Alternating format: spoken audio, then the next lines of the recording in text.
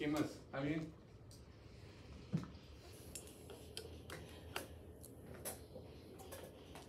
Ya, ok. ¿Nadie más? ¿Ustedes dos no? ¿No quieren ganar punto? ¿No quieren ganar un punto? Sí, profe. Ya. Si cuentas un chiste y nos reímos, te pongo un punto a ti y a tus compañeros. Un chiste. Ya se dio. Un chiste fuerte. No. No, que no se escandalice mi brazo derecho.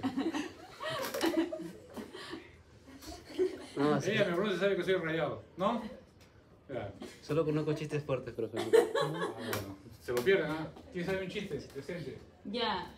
Un día había un perrito que se llamaba Borrador. Se rascó y se borró. Me debes un punto, me debes un punto. Bien feo tu chiste. Ya, ella. Yo se me creo. No me acuerdo muy bien. Pero dice que había un pirata y un loro. Y el pirata le dice al loro que si ve tierra al aire le avisa. Y el loro, después de un momento que está mirando, le dice: tierra, tierra. Y entonces dice: ¿dónde? Y dice: aquí en su ojo. A ustedes me van a deprimir a mí, más bien. Ya. Se lo perdieron, ¿ah? No, ya. ¿Alguien más cuenta? Ya Profesor, pero fue. ríase, profesor. Bien feo tu chiste, Ariana, Grace. Sí, Ariana, pero bien chistoso, pues. En el secundario ya triste el profesor. Ariana, ya fue. A la una, Ya fue. a la dos, Ay, qué gusto. a la tres, ya fueron. No, espera. Ah, qué Ya. pesa. ¿Tú, Yané, quieres contar un chiste? Ya, ya me conté. Hazlo por la causa, Ya fue por la casa. Ya, está bien. Ya, vamos a hacer la clase de hoy día. Trata sobre el diagnóstico de enfermedades que se le conoce como las que se presentan en infecciones respiratorias bajas. Estamos hablando de neumonías, TBC, las más frecuentes. Vamos a avanzar. Ya, las vías respiratorias hasta hace unos años, 10, 15 años, se asumía que eran estériles, que no había presencia de microorganismos. Sin embargo, se ha encontrado un grupo de microorganismos, de bacterias, generalmente del género Prevotella, algunos streptococos, Veillonella, que son cocos gram positivos, que suelen estar evitando vías respiratorias bajas sin causar enfermedad. Microbiota. La microbiota o microbioma, correcto. Dentro de los agentes causales más frecuentes de este tipo de infecciones respiratorias, igual tenemos los virus como los más frecuentes y algunas bacterias. Los virus ARN, las familias en verde y ADN en naranja. Orthomyxoviridae, Paramyxoviridae, Picornaviridae, Coronaviridae son las familias más representativas. El primer cuadro infeccioso que vamos a ver es la bronquiolitis, común en niños menores de 2 años, que se presenta en sibilancias, es la inflamación aguda del tracto respiratorio inferior, de los bronquiolos, y cerca del 10% de los cuadros amerita hospitalización y menos del 1% es la tasa de mortalidad por bronquiolitis en estos niños.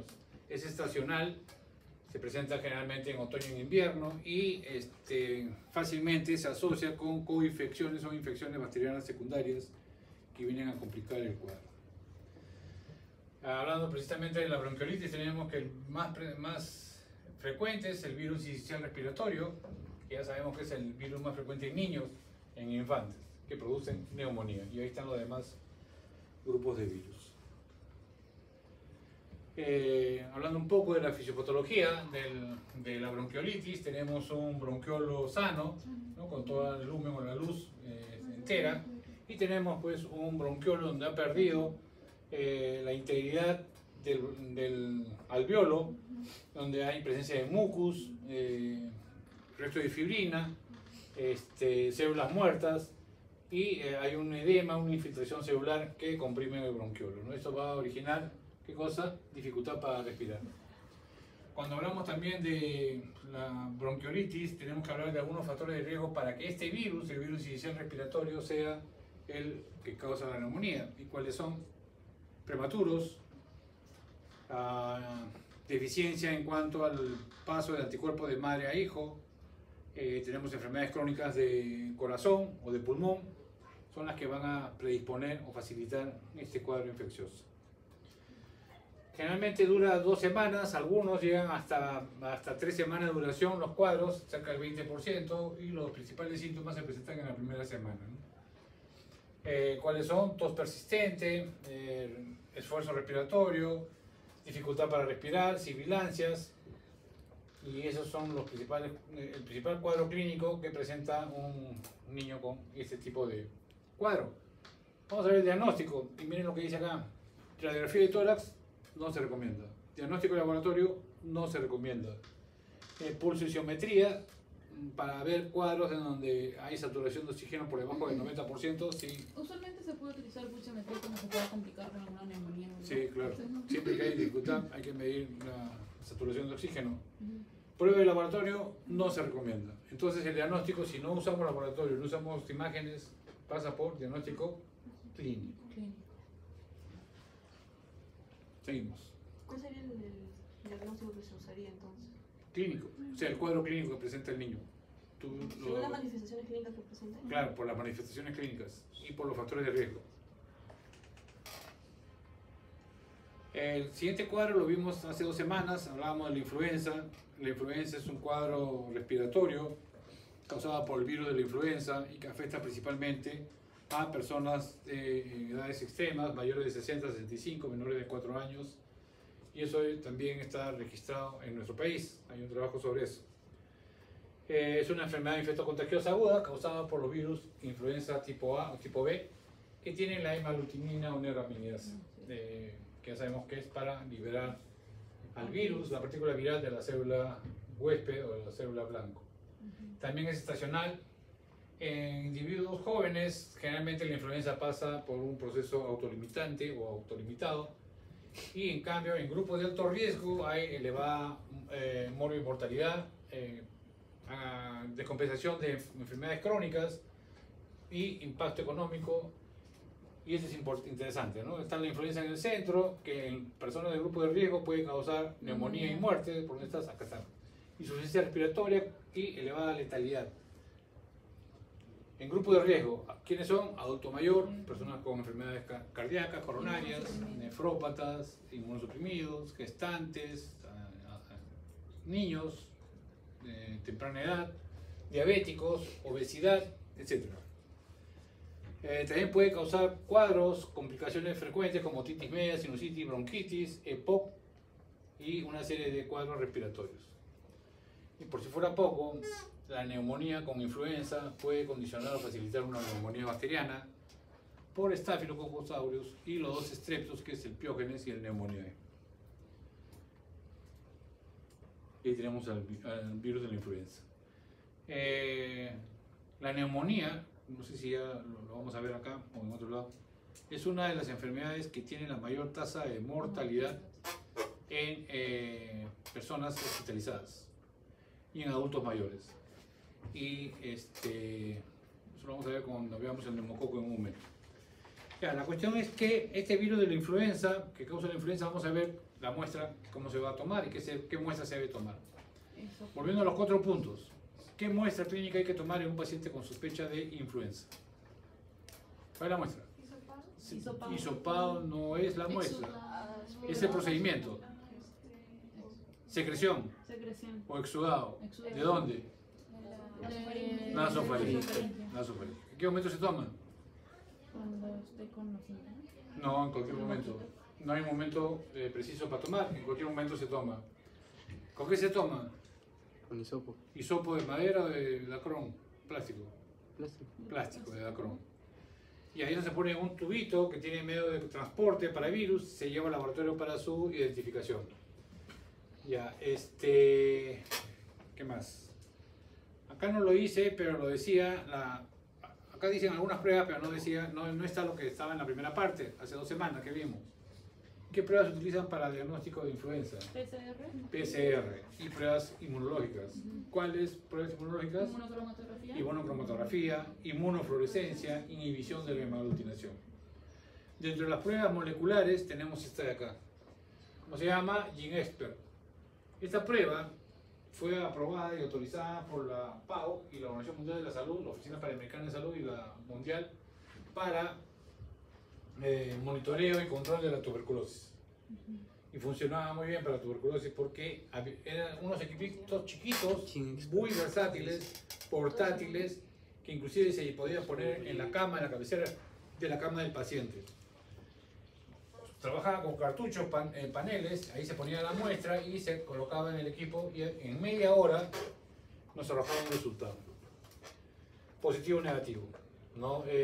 ¿Cuál es el principio, fundamento? PCR, reacción de cadena de la polimerasa. Ese es el GeneXpert.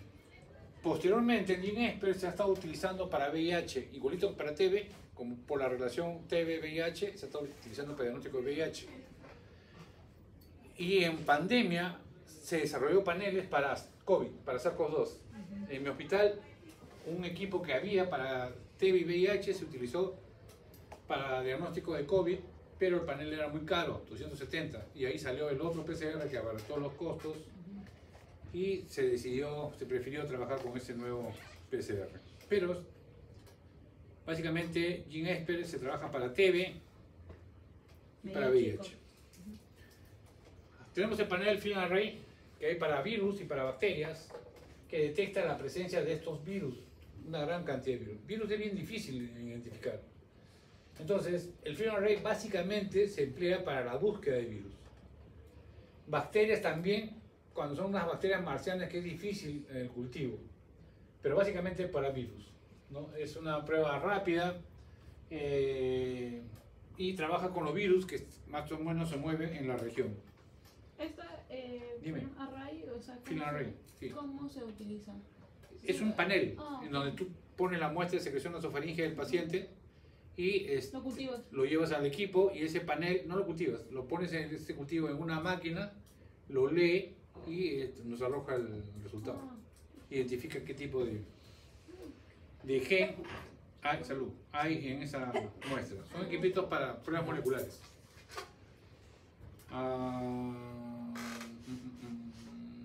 Ya. De las enfermedades respiratorias bajas, hemos hablado de neumonía. Si yo tuviera que agrupar las neumonías, las agruparía en dos grandes categorías. Una, las NAC, que son las neumonías adquiridas de la comunidad, las que cogemos de nuestro entorno familiar, del colegio, la universidad, del trabajo. Y dos, las que son intrahospitalarias, que es un dolor de cabeza, las intrahospitalarias. Vamos a hablar de las NAC. Entonces, estas neumonías se definen como inflamación del parénquima pulmonar causada por un agente infeccioso. Y lo que dice, es una de las principales causas de muerte en el mundo, la neumonía adquirida de la comunidad. Es la causa más común de sepsis. Nosotros vamos a tener una práctica donde vamos a hablar de infecciones sistémicas que se adquieren en el centro de salud, o infecciones en general que se adquieren en el centro de salud, y vamos a ver que la más frecuente es la neumonía. Es la más frecuente, de lejos, es la infección intrahospitalaria más frecuente. El 40% de los adultos mayores con NAC requieren hospitalización y el 10% internamiento en UCI, para que vean qué tan complicado es un cuadro de neumonía. Esto lo vimos en la clase pasada sobre las barreras de defensa que pueden tener o que debemos tener nosotros. Y ahora vamos a hablar de otros estreptococos. Nosotros hablamos del Piógenes, que era un estreptococo beta hemolítico de grupo A. Ahora vamos a hablar del estreptococo neumonic, que es alfa hemolíticos o hemólisis parcial. Su chapa es neumococo. ¿Se acuerdan en vacunas? Había una vacuna para el neumococo. A pesar que hay una vacuna para el neumococo, se dice que es la enfermedad prevenible por vacunas que más muerte causa. A pesar que hay una vacuna. Se calcula de cerca de 2 millones de muertes anuales por neumonías por neumococo, siendo los adultos mayores y los niños los más afectados, y la mortalidad... Dime. Este no se puede cultivar en Arzán. Sí, claro. Es que pasa que como el diagnóstico del examen yo creí, bueno, se supone que era meningitis, yo creí que era meningitis bacteriana y yo puse que era meningococo, si no me equivoco. ¿Meningococo no se puede también cultivar en lo que es Arzán? Meningococo es la chapa de Neisseria meningitidis. Y si es Así Neisseria como el meningitidis, neumococo de este. Así como la chapa de este es el Así como neumococo. la chapa de Staphylococcus pneumoniae es el neumococo, el otro es el meningococo. No es lo mismo.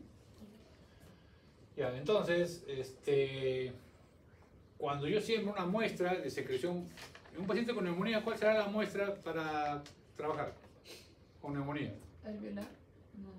Sí. Secreción bronquial Secreción. o lavado bronquial alveolar. Ajá, lavado. Y en algunos casos esputo, pero ojo, con pinzas, lo vamos a ver el esputo después. Entonces, yo tengo una muestra de secreción bronquial, la siembro en agar sangre, me crecen las colonias pequeñas del neumococo. Le hago GRAM y ¿qué voy a ver? Coco, GRAM positivos en cadenas cortas o principalmente en duplas, en parejitas. Por eso se dice que el neumococo es un diplococo. GRAM positivo.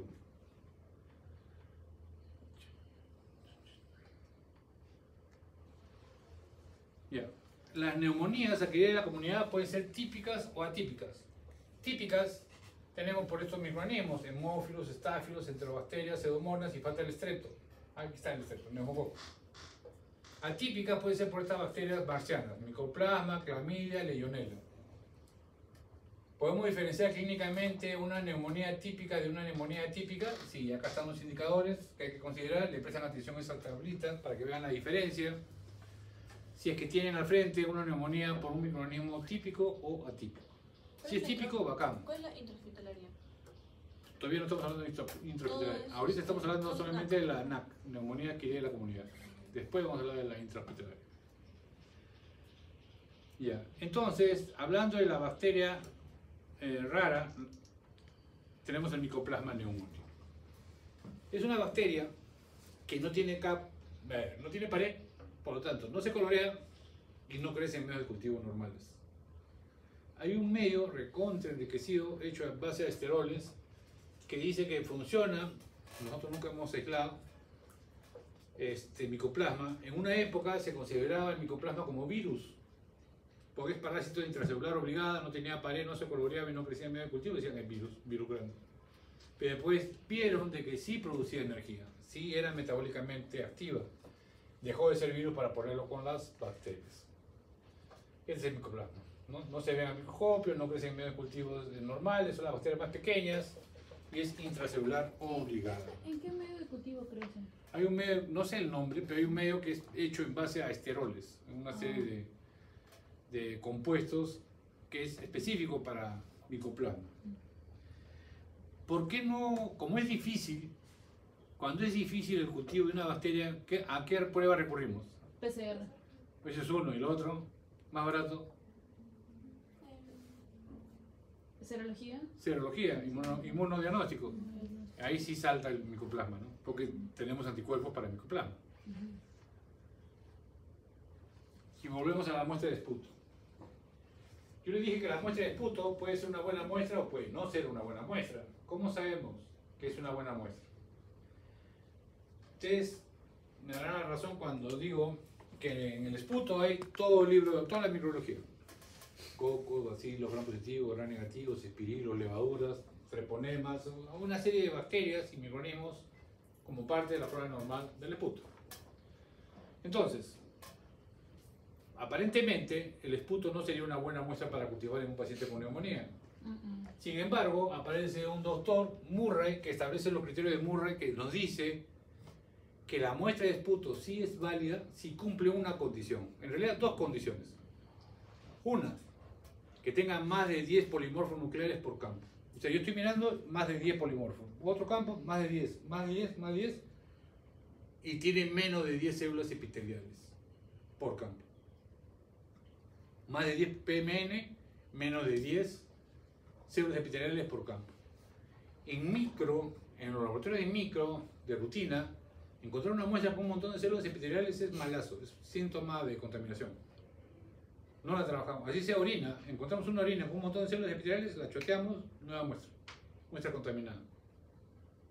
Entonces, si es una muestra de esputo que tiene pocas células epiteliales, no como esta que tiene un montón, pero tiene más polimorfos nucleares, esa muestra sí se puede trabajar, hacerle gran y hacer cultivo, porque es una muestra patológica.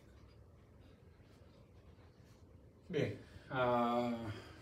por eso preferimos, ¿qué cosa cultivar? Que es más pura, secreción bronquial. Secreción bronquial.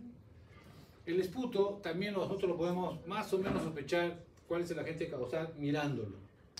O sea, no es que, sí, el profe me dijo que yo miro el esputo y ya sé qué bacteria es. No.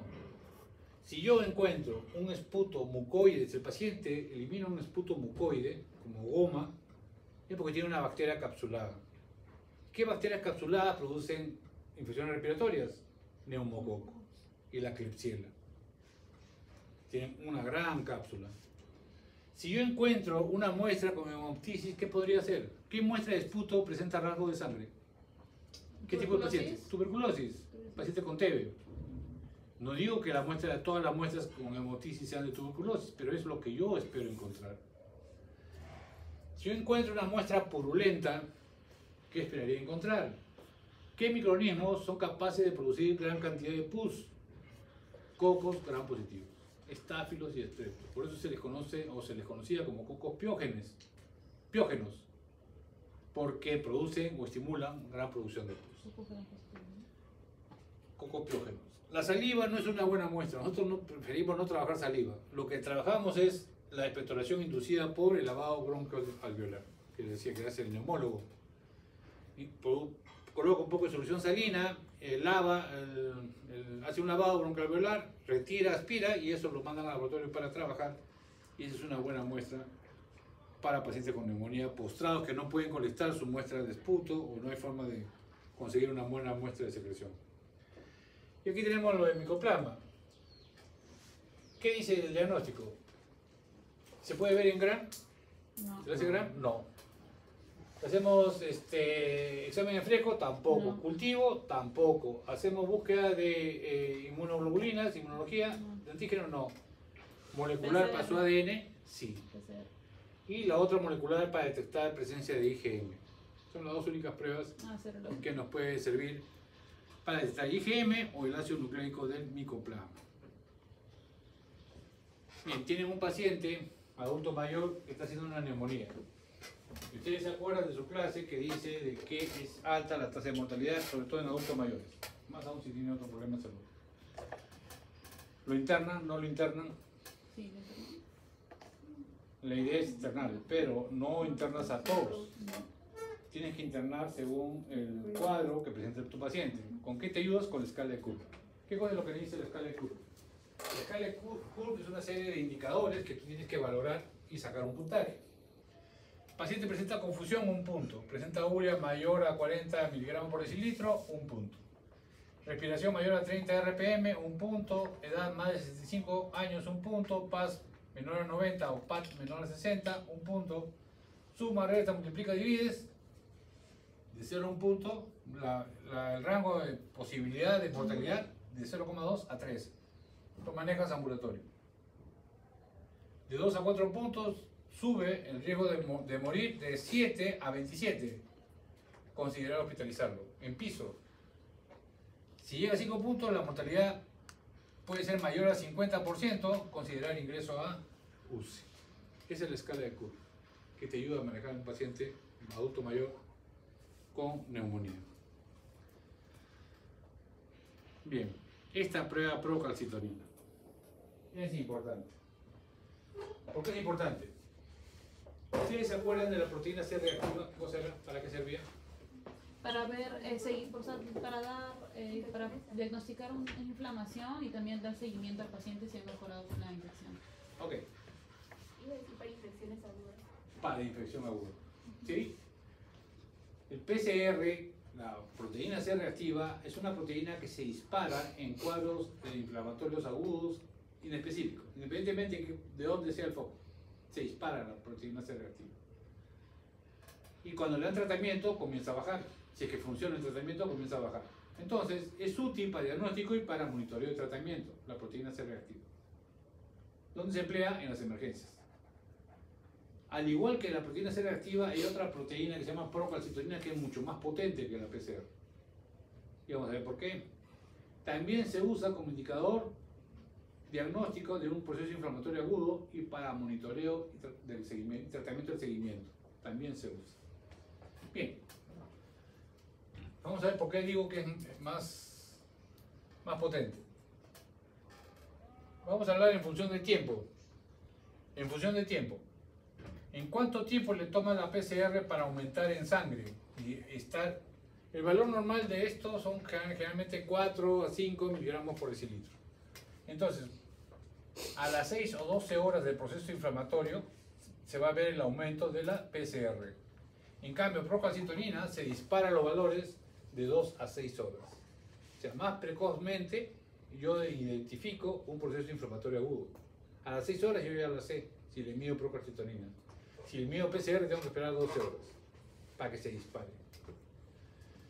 El pico. ¿En cuánto tiempo alcanza cada una de esas proteínas el pico más alto?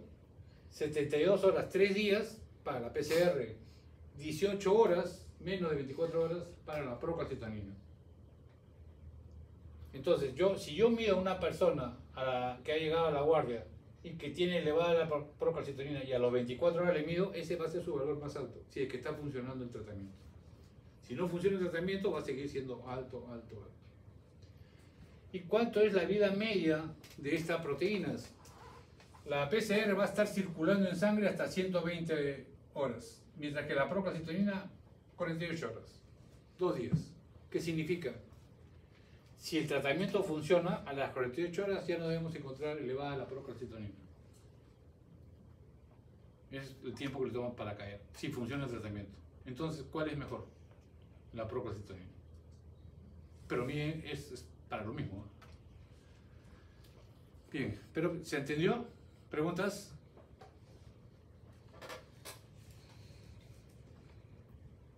Ya.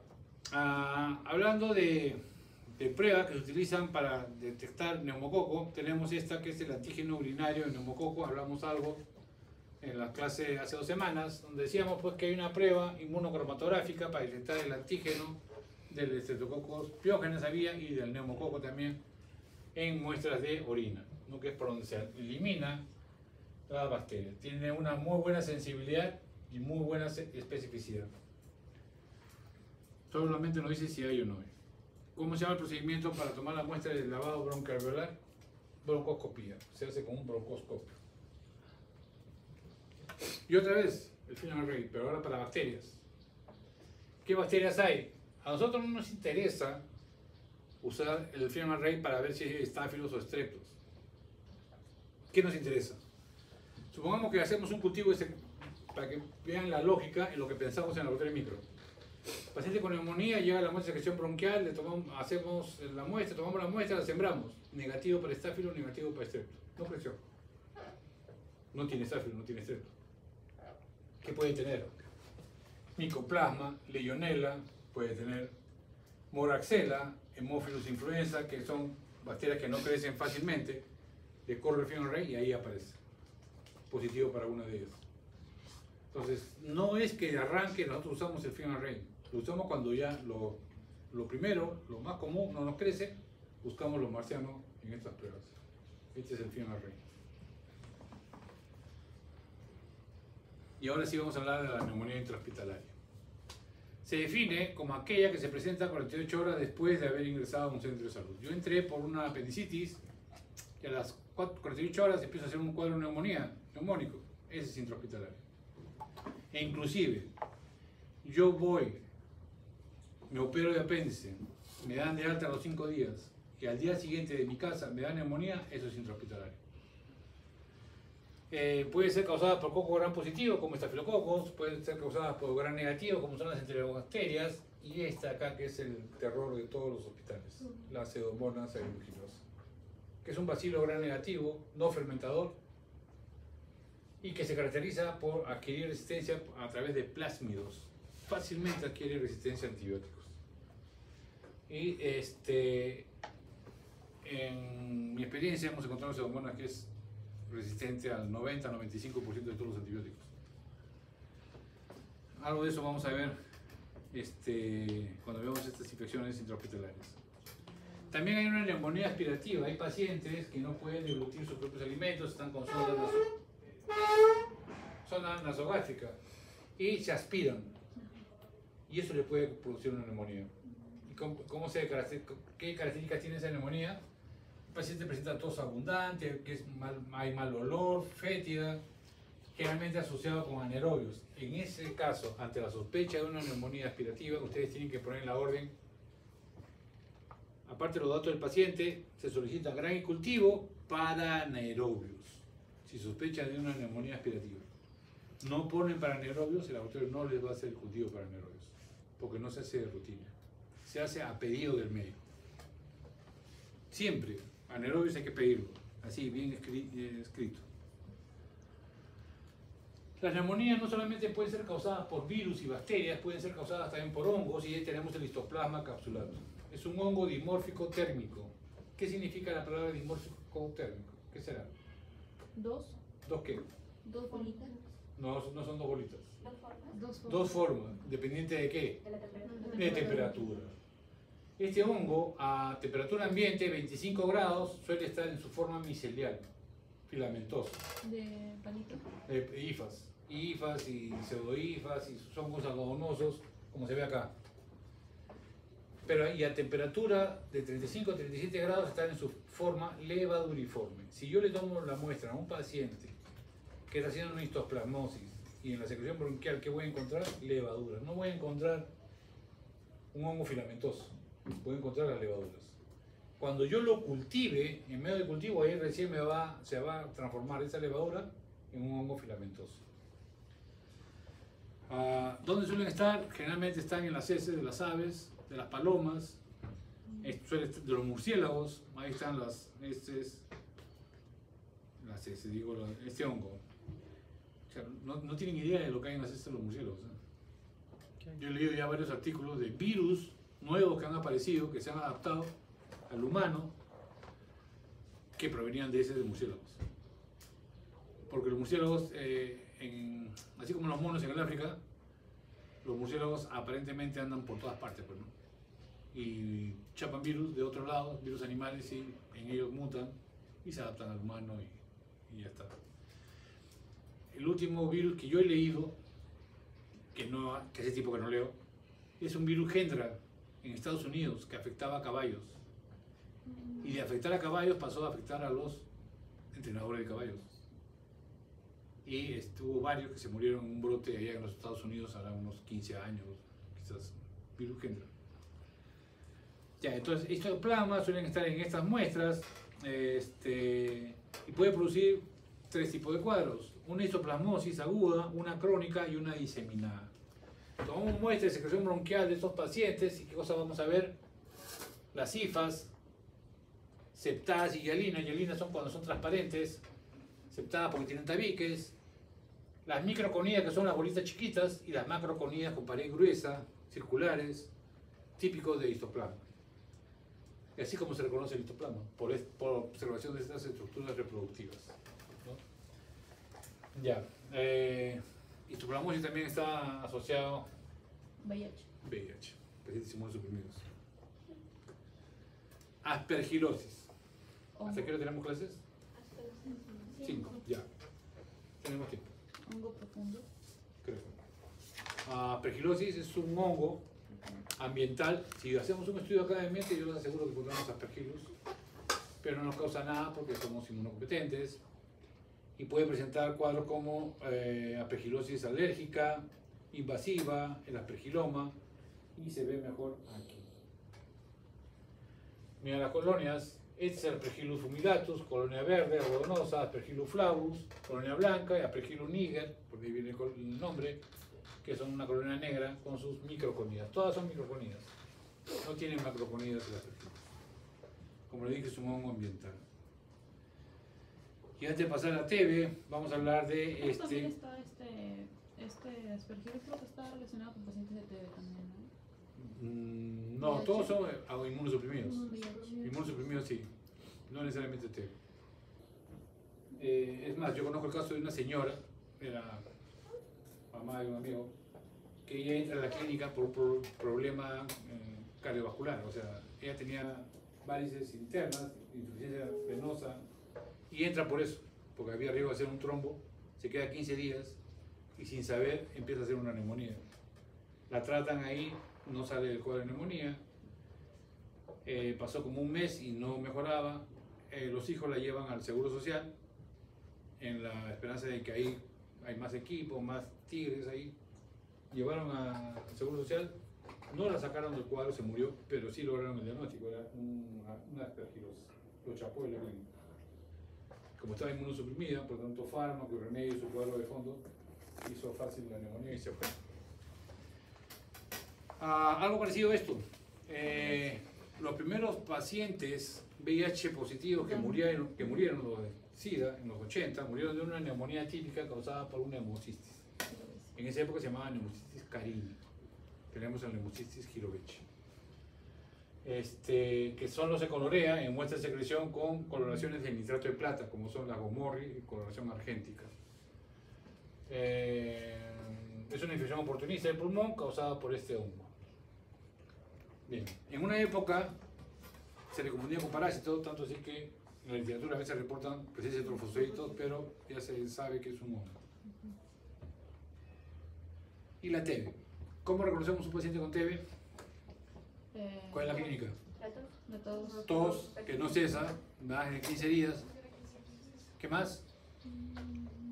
Sangrado. Puede ser hemoptisis. Puede ser. ¿Qué más? Pero hay algo más dramático. Desnutrición, baja de peso. Desnutrición no, baja de pérdida de peso. Pérdida de peso. Sin causa aparente. ¿Qué más? Fiebre, sudoración nocturna. El médico que le manda, el médico general, placa y su BK. BK es la coloración Silvis. ¿Solamente pulmonar? No. Hay tuberculosis extrapulmonar que puede ser meningia, ósea, sí, puede ser la piel, puede ser riñón. Ok. Características del Mycobacterium tuberculosis. Es un bacilo de pared gruesa, lipídica, que se dice inclusive que la pared es de cera, que no se colorea con gran, es aeróbico estricto, se colorea con Sil-Nielsen, auramina, rodamina, con Kinju, son las coloraciones. Y se cultiva en medio agar Lowenstein-Jensen, agar Mildenbroek o agar Ogawa. Se le conoce como bacilo alcohol ácido resistente BAR, esa es su chapa, BAR. Antes se llamaba, ¿cómo se llamaba? Antes. Deben haber escuchado, bacilo de Koch. Vamos a ver indicaciones preanalíticas. ¿En qué se toma la muestra? Para empezar, ¿qué muestra se toma? Esputo. Pero a su paciente no le van a decir esputo porque va a pensar que lo están insultando. ¿Qué le tienen que decir? Flema, no saliva, flema, para que entiendan. Si llega el paciente con un frasco con saliva al laboratorio, el laboratorio va a meterle un puntazo, lo va a matar a la luna y los va a hacer famosos por haber aceptado o no haber indicado bien a su paciente cuál es la muestra. Tiene que ser flema, esputo, no saliva. ¿En qué se colecta la muestra de esputo? ¿Frasco estéril? Sí. ¿Sí o no? Sí. ¿Todos dicen sí? No necesariamente. No, sí, porque no es estéril nuestro. La boca no es estéril, Hay un montón. a no ser que sea para cultivo. Si es para cultivo de esputo, sí se pide frasco estéril. ¿Cómo reconocemos? Frasco tapa verde o azul en bolsa sellada. Frasco bien lavado, sí puede ser de la casa, bien lavado, pero tiene que ser tapa rosca, boca ancha. O estos frascos de tapa roja. ¿Cuántas muestras? ¿Una? ¿Cuántas muestras? 3 muestras, para aumentar la sensibilidad de la prueba. ¿Cuántas muestras? ¿Cuántos mililitros? 10 mililitros, un dedo. Un dedo.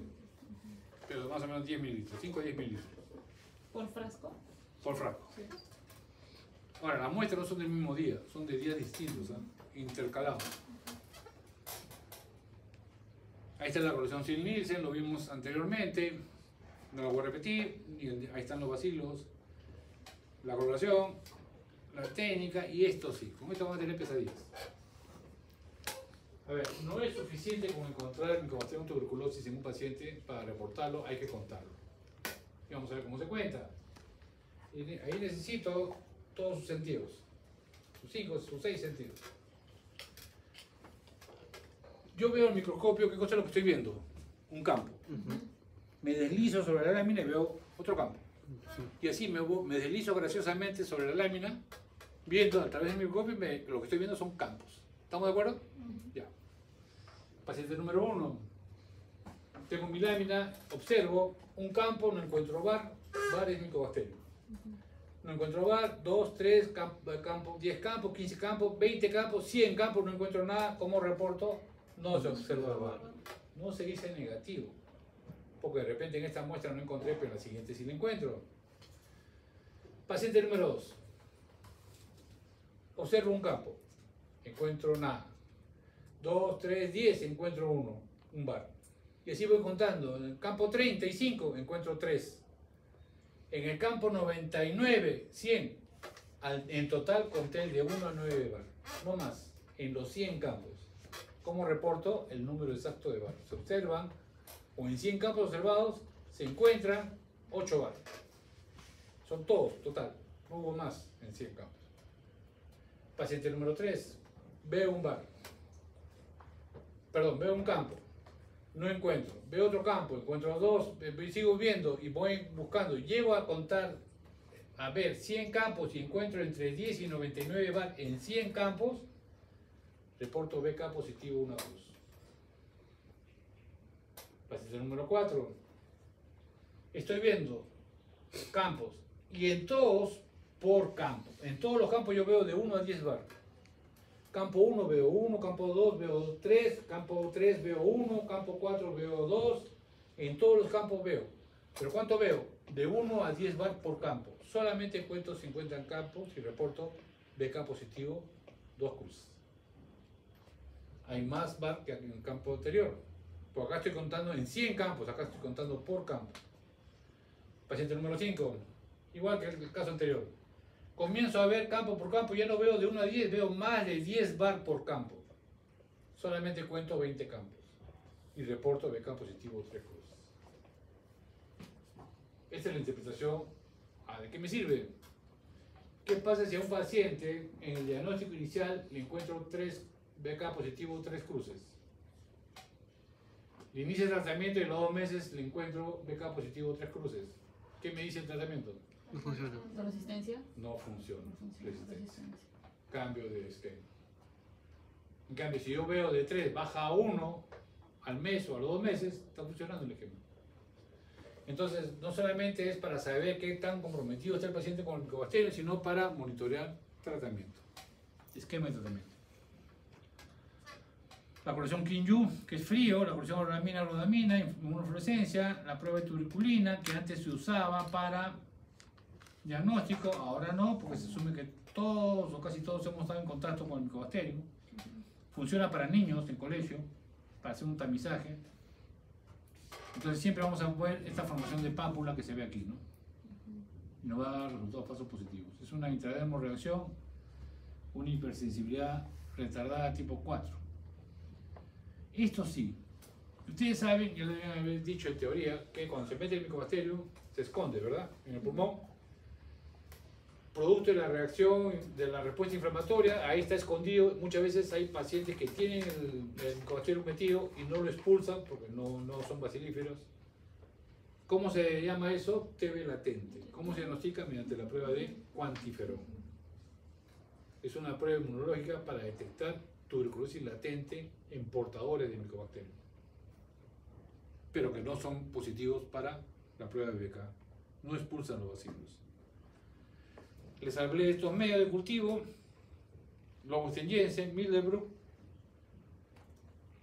Uno de los problemas que tenemos con Mycobacterium es de crecimiento recontra lento. Yo incubo una muestra en un tubo de agar, Lobstein Jensen, como ven ustedes ahí verde, lo pongo en la estufa con la muestra de esputo.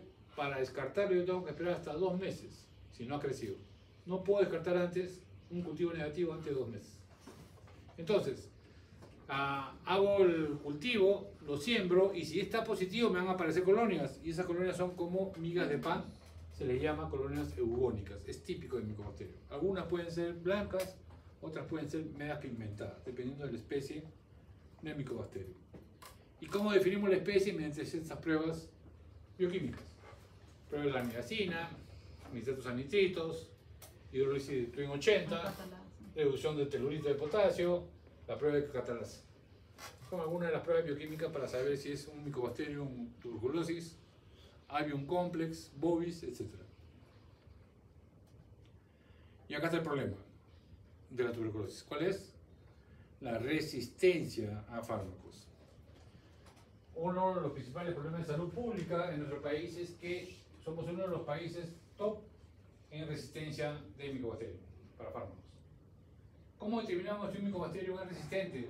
El método BBB. ¿Antibiograma? No, porque acuérdate que demora como 2 días para crecer. Entonces no podemos trabajar con antibiograma. Y es un problema de bioseguridad también. ¿Cómo hacemos? ¿Cómo determinamos la resistencia a fármacos del micobacterium?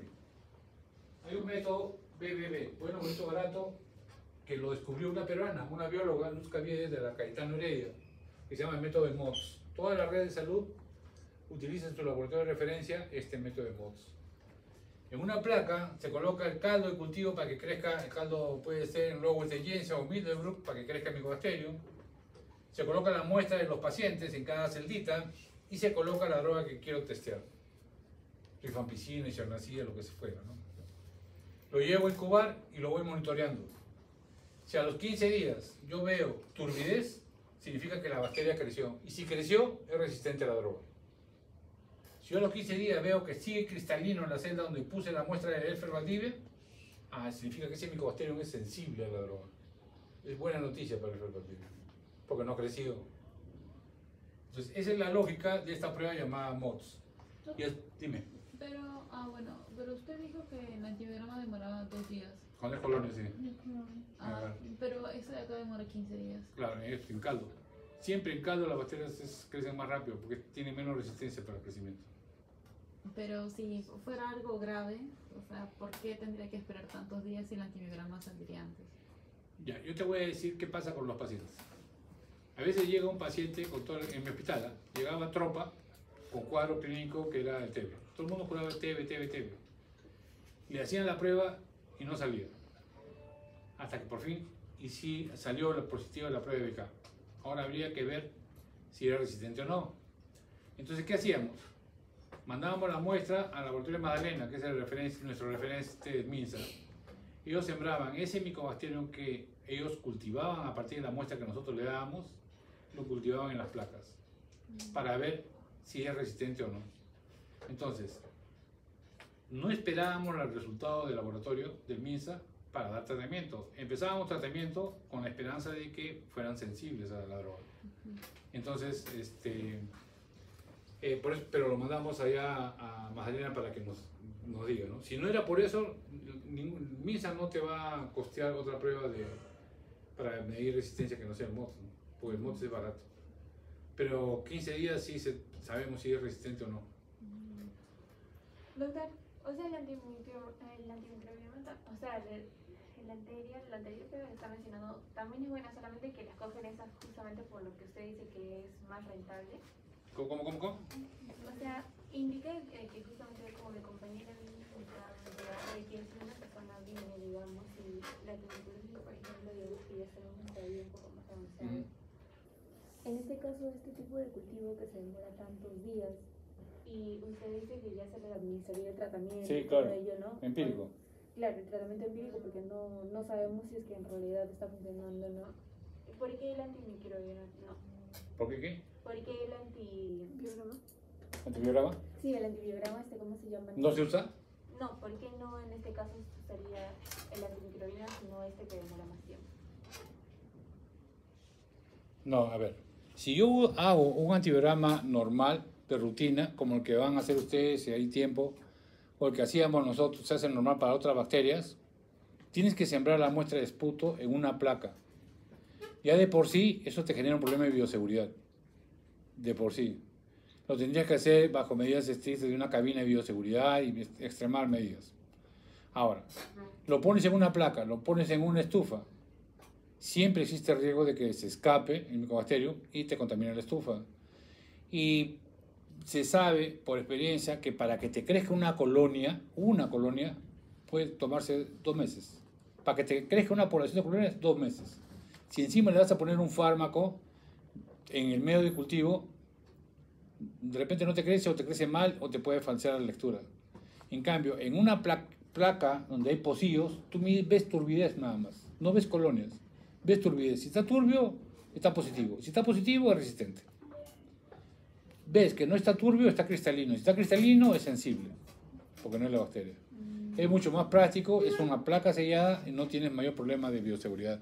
Esas son las razones por qué se usa este sistema. Doctor, una consulta. Por ejemplo, en el caso ya empezamos tratamiento empírico para el paciente, por ejemplo, ya el paciente es también resistente a ese tratamiento. Sí. Ya después de 15 días sale esto, o sea, no crearía más resistencia al tratamiento. Si es resistente, no lo saca más resistente. Ah, Si es resistente. No, es que no hay otra forma, ¿no? O sea, de todas maneras tienes que en un momento determinar si es resistente o es sensible. Ya, bueno, y este método no es el único, es el método más sencillo, es el que usa el MINSA, como les decía. Hay métodos como este de acá, que es el BACTE, que es un equipito como el hemocultivo automatizado, igual, pero cambia qué cosa, la botellita con el medio de cultivo. En la botellita está el medio de cultivo, ponemos la muestra de esputo del paciente y colocamos la droga. Igual, si crece o no crece, el equipo nos da una señal de alerta, no tenemos ni que destapar la botellita. Ese es mejor. Sí, pero es más caro. Ay, Mucho no, más no, caro. no. Y no hay sistema de salud subvencionado que te resista. Cada botella estará, pues, cada botella debe estar, ¿qué? En 60 soles, 70 soles. Imagínate, son 3 muestras por paciente. Antiguamente, antes de la aparición de las pruebas moleculares, inmunología, se hacía esta prueba de micobacteriófagos. Y ahora usamos las pruebas de moleculares, como el Genotype y el GenExpert. GenExpert ya les hablé, y el Genotype es otra prueba de PCR convencional, que los resultados salen 2 días, para saber si son resistentes o no. ¿Qué hace la prueba molecular? Te identifica el gen que expresa resistencia a rifampicina y isoniazida. Te dice si no es resistente, va a ser resistente en algún momento. El GenExpert detecta resistencia a la rifampicina y se acabó. ¿Preguntas?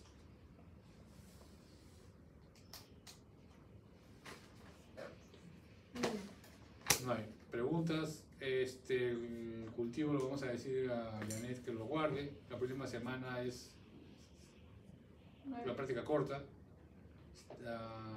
Infecciones, ¿cómo es?